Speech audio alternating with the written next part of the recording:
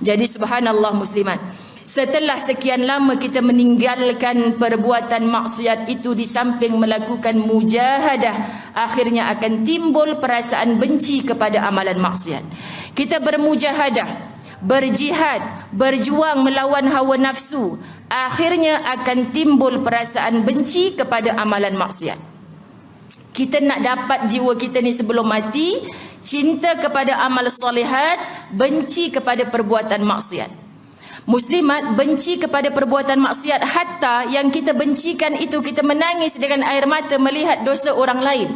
Kita sedih, kenapa menangis? Orang lain yang buat dosa, kenapa menangis? Tak payah cerita kat orang lain, kita cerita kat diri kita sendiri. Dosa itu dulu aku pun buat ya Allah, syukurnya Engkau tak matikan aku saat buat dosa itu ya Allah.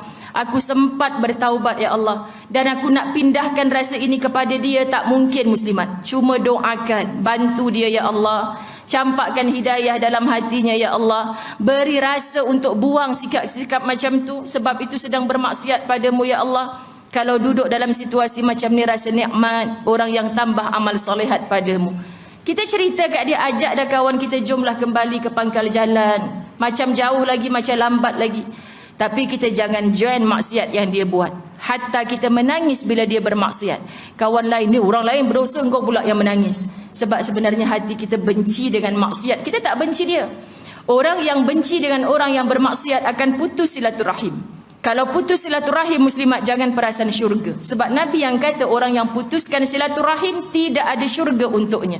Kenapa akak tak bercakap dah dengan dia sekarang? Ahli maksiat tu Ustazah, saya ahli amal solehat.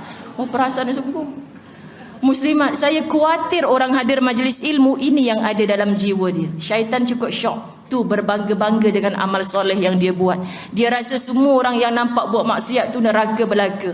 Ini perbuatan yang sangat-sangat dibenci oleh Rasulullah. Faham ya muslimat dirahmati Allah? Hati-hati dengan hati.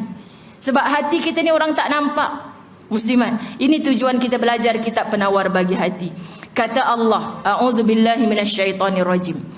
وَأَمَّا مَنْ خَافَ مَقَامَ رَبِّهِ وَنَهَى النَّفْسَ عَنِ الْهَوَى فَإِنَّ الْجَنَّةَ هِيَ الْمَأْوَى. An-Nazi'at 40 hingga 41. Muslimat, kita akan kenal yang sedang berjanji ini adalah Allah.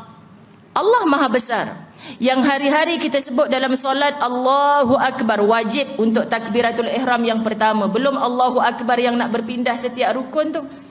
Belum lagi dah jadi mak-mak ni, asal kita rasa Allahu Akbar, budak ni memang nak kena dengan aku ni. Agaknya sehari berapa kali Allahu Akbar. Kita membesarkan Allah di lisan, tapi di hati kita sedang takabur. Berapa ramai muslimat? Apa takabur? Lebur segala amal soleh. Dia seorang, aku seorang je dalam ramai-ramai ni yang khatam Quran 30 juzuk. Saya muslimat dirahmati Allah, dalam ramai-ramai 30 orang yang balik umrah dengan saya, khatam Quran sekali untuk hanya berapa hari je berada di Mekah. Wah, hebat. Cik, nak saya masuk dalam grup ke? Tak yalah ustazah, kan saja je nak kongsi dengan ustazah. Tak sangka ustazah duduk, takut nak balik, kita jalan pun dah lemah ni, duduk sandar. Dalam bilik pun kadang-kadang kita tak berapa lena nak tidur. Kita pukul 2 pagi tu kat sana dah pukul 7 pagi ustazah, dah tak ngantuk mata. Kawan tak bangun lagi, acik pelan-pelan baca Quran, nanti kat masjid sambung lagi, alhamdulillah khatam. Ui, sentap ustazah Zai muslimat, khatam Quran. Masya Allah Tuhan, kan? Sebab saya dalam program baru ni muslimat, dah jumlahnya 30 orang, saya bawa Quran 30 juzuk. Bagi dekat semua jemaah, agak 1 juzuk, 1 juzuk, 1 juzuk. Tak payah mengaku kat sini mana yang tak boleh baca Quran sebagainya. Jom kita habiskan dengan harapan, bukan khatam namanya kalau dia satu. Tapi tujuan nak mengambil keberkatan. Semua kita 30 orang ni dah baca 30 juzuk daripada Al-Quran. Jadi nak mengambil barakah, kita baca doa khatamul Quran nanti malam kenduri sebelum kita balik ke Malaysia, insya-Allah. Muslimat, kita aminkan doa tersebut dengan harapan paling kurang seorang mengaji. Ada seorang pakcik pulangkan Quran, minta maaf ustazah, cik tak mampu. Tak apa cik, senyap-senyap, jangan kabur ke orang. Orang tak tahu pakcik tak pandai mengaji. Kan? Muslimat dirahmati Allah. Tapi pakcik memang kena bagi tahu. Nanti tak habislah kita 30 juzuk. Pakcik punya saya bacakan. Macam tu muslimat. InsyaAllah habis 30 juzuk Quran. Masya Allah. Tapi dia bukan 1 juzuk, 30 juzuk muslimat. Cik tanya lagi, 30 juzuk ke cik? 30 juzuk. Ustazah doakan cik istiqamah. Lepas tu kawan dia memang macam ni ustazah, kat Malaysia pun Quran je lah, tak ada benda lain. Ya Allah, mudah-mudahan disyurgakan Allah cik. Macam tu muslimat. Sebab apa? Orang lain tak tahu. Kerana apa? Mudah-mudahan di situ salah satu cara untuk kita mengikhlaskan amalan kita kepada Allah. Persembahkan kepada Allah. Tapi apa kata Allah? Dan ada pun orang-orang yang takut kepada kebesaran Tuhannya. Wa amma man khafa maqama rabbih. Takut kepada kebesaran Tuhannya.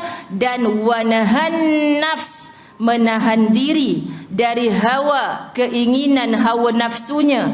Maka sesungguhnya syurgalah tempat tinggalnya.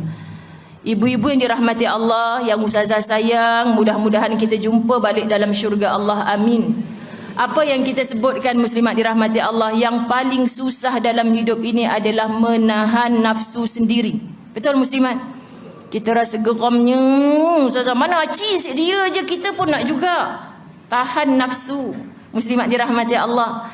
Patutlah kata Allah ni, fa innal jannata hiyal ma'wa, maka sesungguhnya syurgalah tempat tinggalnya.